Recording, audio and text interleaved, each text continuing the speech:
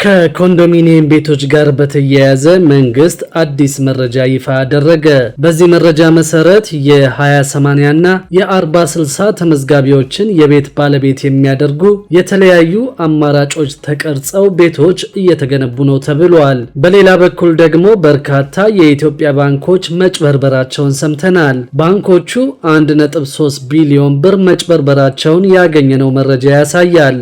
ሰላም ቤተሰቦቻችን፣ መረጃዎቹን የት ሀገርና የት ከተማ ሆናችሁ እየተከታተላችሁ እንደምትገኙ በሐሳብ መስጫው ላይ ጻፉልን። በየትኛው ጉዳይ ላይ መረጃ እንድናቀርብላችሁ እንደምትፈልጉ ማሳውቁን። አሁን ዝርዝር መረጃዎቹን አንድ በአንድ ወደ እናንተ እናደርሳለን። እስከ መጨረሻው አብራችሁን ቆዩ።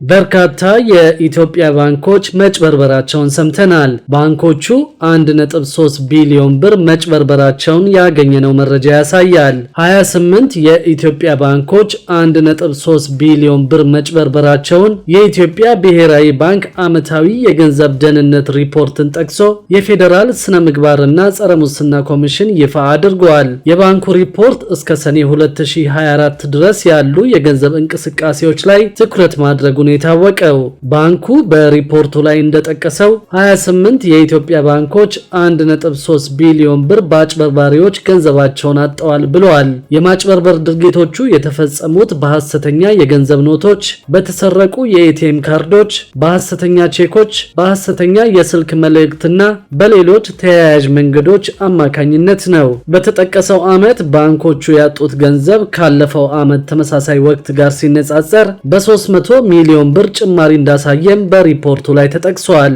በኢትዮጵያ በአጠቃላይ ካሉ 31 ባንኮች ውስጥ 28ቱ ሲጭበረበሩ የቀሪዎቹ 3 ባንኮች ማንነት ግን በሪፖርቱ ላይ በይፋ አልተጠቀሰም። 1.3 ቢሊዮን ብር ተጭበረበሩ የተባሉት ባንኮች ዝርዝርም በይፋ አልተገለጸም። ባንኮች ከአነስተኛ የብድርና ቁጠባ ተቋማት ጋር በመቀናጀት ብድሮችን እየሰጡ ነው የተባለ ሲሆን ይህ አገልግሎት እየጨመረ መሄድና የበይነ መረብ ማጭበርበሮች መበራከት ባንኮች የሚያጡት ገንዘብ ሊጨምር እንደሚችል ብሔራዊ ባንክ በሪፖርቱ ላይ ጠቅሷል። በሌላ በኩል ደግሞ ከኮንዶሚኒየም ቤቶች ጋር በተያያዘ መንግስት አዲስ መረጃ ይፋ አድርጓል። በዚህም መሰረት የ20/80 እና የ40/60 ተመዝጋቢዎችን የቤት ባለቤት የሚያደርጉ የተለያዩ አማራጮች ተቀርጸው ቤቶች እየተገነቡ ነው ተብሏል። ይህ የተገለጸው የባለ ጉዳይ ቀንን ምክንያት በማድረግ የቤቶች ልማትና አስተዳደር ቢሮ ኃላፊ ወይዘሮ ቅድስት ወልደ ጊዮርጊስ በአንድ ማዕከል ተገልጋዮችን ባስተናገዱበት ወቅት ነው። በዕለቱ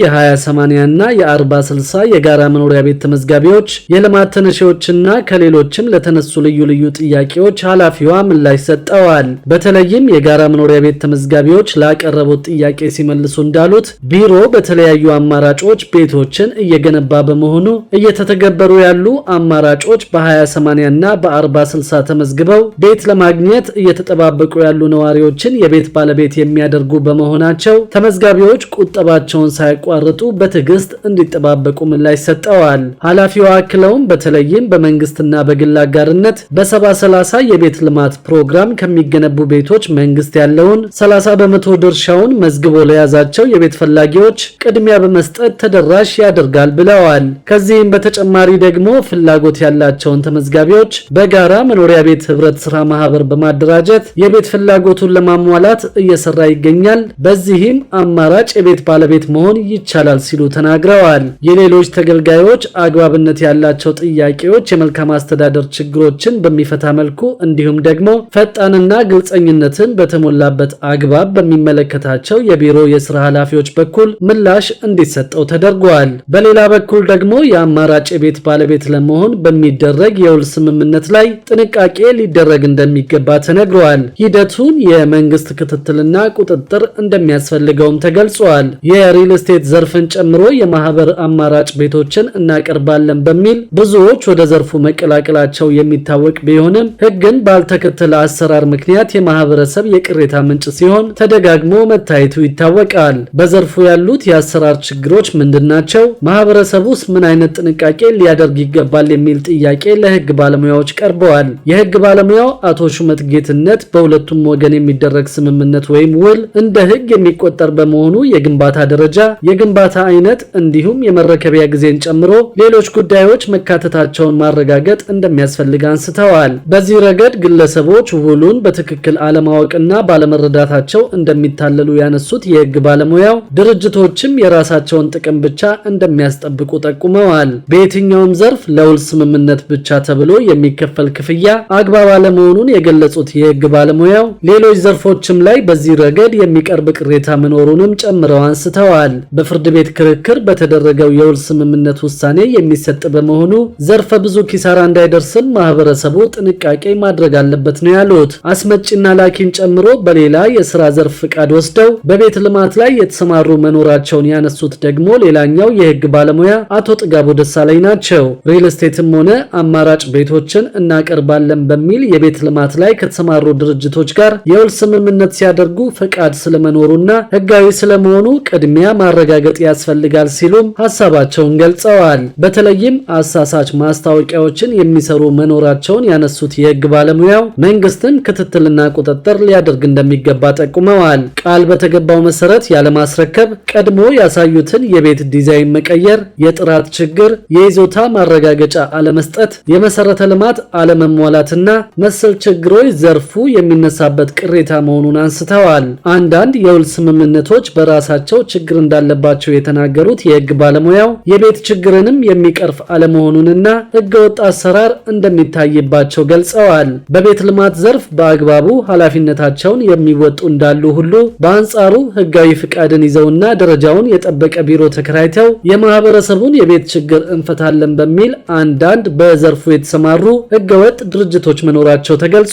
በመሆኑም ማህበረሰቡ በዚህ ረገድ በሚደረግ የውል ስምምነት ላይ አስቀድሞ የሕግ ባለሙያዎችን በማማከርና የውሉን ምንነት በደንብ በመረዳት ከሚደርስበት ኪሳራ ራሱን መጠበቅ እንደሚገባ ባለሙያዎቹ ጠቁመዋል። በሌላ በኩል ደግሞ ከወጪ ንግድ ከ7.2 ቢሊዮን ዶላር በላይ ገቢ መገኘቱ ታወቀ።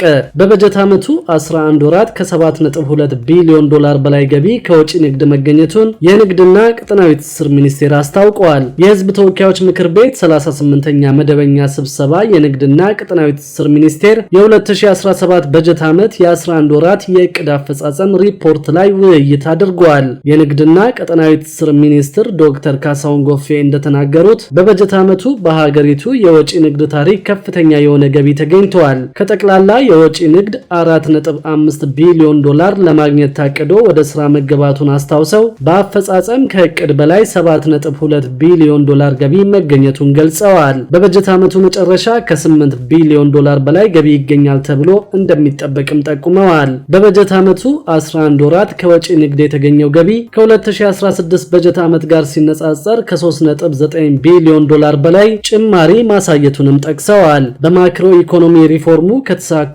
ኢኮኖሚያዊ ውጤቶች መካከል የወጪ ንግድ ዘርፍ ከፍተኛ አፈጻጸም እየተመዘገበበት መሆኑንም አክለዋል። በወጪ ንግድ ምቹ ምህዳር መፈጠሩ፣ የተለያዩ የሕግና አሰራር ማነቆዎች መፈታታቸው፣ ከላኪዎችና ከባለድርሻ አካላት ጋር በተሻለ ቅንጅት በመሰራቱ በሀገሪቱ ታሪክ ከፍተኛውን ገቢ ማግኘት ተችሏል ሲሉም ተናግረዋል። በሌላ በኩል ደግሞ ባለፉት 10 ወራት ከ28000 በላይ የንግድ ተቋማት ላይ አስተዳደራዊ እርምጃ እንደተወሰደባቸው ሰምተናል። እርምጃው የተወሰደው በተደረገ ክትትል ሕገወጥ ስራ ሲሰሩ በመገኘታቸው እንደሆነ የአዲስ አበባ ንግድ ቢሮ አስታውቀዋል። የቢሮው የኮሚኒኬሽን ዳይሬክተር አቶ አሸናፊ ብርሃኑ እንደገለጹት እርምጃ ከተወሰደባቸው ተቋማት መካከል ያለ ንግድ ፍቃድ ሲሰሩ የተገኙ፣ ያለ ዘርፍ የተሰማሩ፣ ያለ አድራሻና ዋጋ ሳይለጥፉ ሲነግዱ የተገኙ ናቸው። ከነዚህ ውስጥም ወደ 28314 የሚሆኑት ጥፋታቸውን እንዲያስተካክሉ ተደርጎ ወደ ስራ እንዲመለሱ መደረጉን ገልጸዋል።